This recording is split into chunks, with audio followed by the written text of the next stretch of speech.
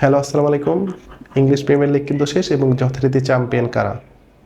আমি সবাই জানি, ইতিমধ্যে সবাই জেনে গিয়েছি সেটা হচ্ছে পেপ গার্দিওলার ম্যানচেস্টার সিটি এবং তারা কিন্তু টানা চতুর্থবারের চ্যাম্পিয়ন এবং একই সাথে ইংল্যান্ডের শীর্ষ পর্যায়ে তারা কিন্তু টানা ৪ বারের একটা শিরোপা জেতানো একটা দল। যে রেকর্ডটা আসলে ইংল্যান্ড ফুটবলে কিন্তু সেটা বিরল এবং এই রেকর্ডটাকে ব্রেক করতে চাইলে একটা দলকে অনেক বেশি কষ্ট করতে হবে, অনেক সময় অপেক্ষা করতে হবে, কারণ এই রেকর্ডটা সচরাচর করা খুবই কঠিন।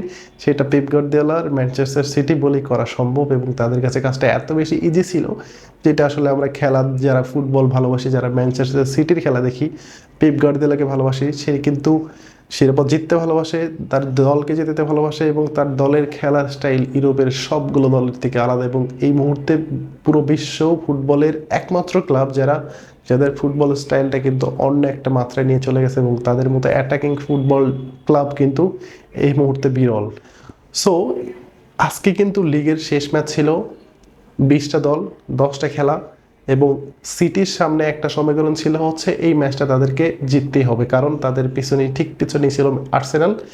এই ম্যাচটাতে যদি সিটি কোনোভাবে হারতো অথবা ড্র করতো, অপরদিকে আর্সেনাল যদি ম্যাচটা জিতে যেত তাহলে কিন্তু আর্সেনাল চ্যাম্পিয়ন হয়ে যেত। মিকেল আর্তেতার দল আর্সেনাল তারা কিন্তু গত মৌসুমে কিন্তু একটানা মেবি 35 অথবা 33 ম্যাচ পর্যন্ত তারা কিন্তু 1 নম্বর পজিশনে ছিল, তারপরে কিন্তু তারা খেয়ে হেরে ফেলে এবং তারা কিন্তু তৃতীয় দল হিসাবে কিন্তু তারা লিগ শেষ করে। এটা হচ্ছে তার মিকেল আর্তেতার জন্য একটা দুর্ভাগ্য। এইবার একটা সুযোগ ছিল এবারে প্রিমিয়ার লিগের চ্যাম্পিয়ন হওয়া, বাট ভাই চ্যাম্পিয়ন হতে গেলে তো ভাগ্য লাগে, সেই ভাগ্যটা পেপ গার্দিওলার সাথে সবসময় ফেভার করে। সো এই হচ্ছে ওভারঅল ম্যাচের সিনারিও। ম্যাচটা যখন শুরু হয় ফিল ফোর্ডেনের গোলে কিন্তু সিটি এগিয়ে যায় এবং তখন থেকে কিন্তু সিটির গ্যালারিতে কিন্তু একটা আমেজ তৈরি হয়ে যায় এবং তারা উৎসব শুরু করে দেয়, শিরোপা উৎসব, এবং সেই উৎসবটাকে আরও দ্বিগুণভাবে গড়িয়ে তোলে সেই ফিল ফোর্ডেন আরও একবার, সেটা 18 মিনিটের গোলে। এইভাবে ম্যাচটা চলতে থাকে, বাট ওয়েস্ট হাম একটা সময় তারা একটা গোল দিয়ে বসে ম্যানচেস্টার সিটিকে, বাট তখন কিন্তু ম্যানচেস্টার সিটি অলরেডি রিল্যাক্স মোডে খেলতেছিল। এদিকে অপর ম্যাচে আর্সেনাল কিন্তু এভারটনের সাথে 2-1 গোলে এগিয়ে ছিল ম্যাচটাতে। সো আমরা সবাই ধরেই নিয়েছিলাম যে হ্যাঁ, চ্যাম্পিয়ন কিন্তু সিটি হয়ে যাচ্ছে। এইখানে কোনো নাটক হবে কিনা সেটার অপেক্ষায় আমরা ছিলাম অ্যাজ এ ফুটবল ফ্যান হিসাবে। বাট যারা সিটির ফ্যান তারা রাগ করবেন না, আপনারা ভাই আপনারা জিতে গেছেন, একটু উৎসব করেন। জাস্ট আমি একটু জোকস করলাম আর কি।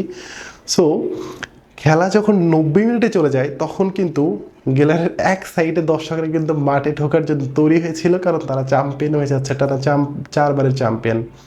সো তখন কিন্তু পুলিশ এসে তাদেরকে কোনোভাবে আটকায় রাখে এবং তারা ম্যাচটাকে শেষ করতে দেয় এবং শেষ বাঁশি বাজার সাথে সাথে প্রত্যেকটা প্লেয়ার কিন্তু টানেলের ভিতরে দৌড় এবং গেলার থেকে সব দর্শক ইত্যাদের স্টেডিয়ামে এবং মাঠের ভিতরে এবং এইটা যেন একদম একটা আকাশী নীলের একটা আবহ তৈরি হয়ে যায় পুরো মাঠে। এই হচ্ছে ম্যানচেস্টার সিটি এবং এটাই হচ্ছে ম্যানচেস্টার সিটি যারা রেকর্ড করতে ভালোবাসে, যারা রেকর্ড ভাঙতে ভালোবাসে। এটা হচ্ছে পেপ গার্দিওলা যে রেকর্ড ভাঙতে পছন্দ করে, যে রেকর্ড গড়তে ভালোবাসে এবং দলটাকে এমনভাবে একসাথে গেঁথে ফেলেছে যেটা আসলে প্রিমিয়ার লিগে রেকর্ড 4 বারের শিরোপা জেতাতে একদম খুব বড় বেশি এবং সাহায্য করেছে। এবং ম্যানচেস্টার সিটিকে এই মুহূর্তে বিশ্ব ফুটবলের অন্যতম ভয়ঙ্কর একটা দল হিসেবে আমরা জানি এবং তাদের ফুটবল খেলার যে স্টাইল বা তাদের ওভারঅল ফুটবল সেটা কিন্তু একদম প্রত্যেকটা দল থেকে আলাদা।